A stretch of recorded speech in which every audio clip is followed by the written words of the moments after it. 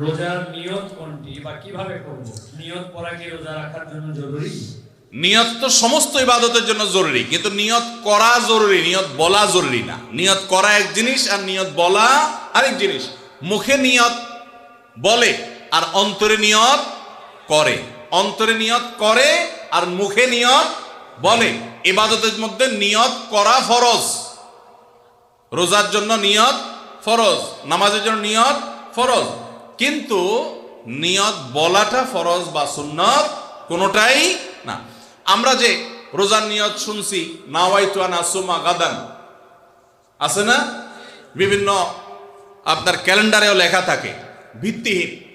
নবী করিম সাল্লাল্লাহু আলাইহি সাল্লামের কোন জয়ীফ জাল হাদিসেও এরকম রোজার কোন নিয়তের কথা কোথাও বর্ণিত হয় নাই। ইসলামের নামে নকল আমল করলে সওয়াব হবে না গুনাহ হবে? খবরদার। এই জন্য আমরা মেহেরবানি করে, আমি কি জন্য ভোর রাতে উঠছি? সারি খেতে উঠছি। সারি খেতে উঠছি মানে কালকে রোজা রাখবো, এটাই তো আমার নিয়ত।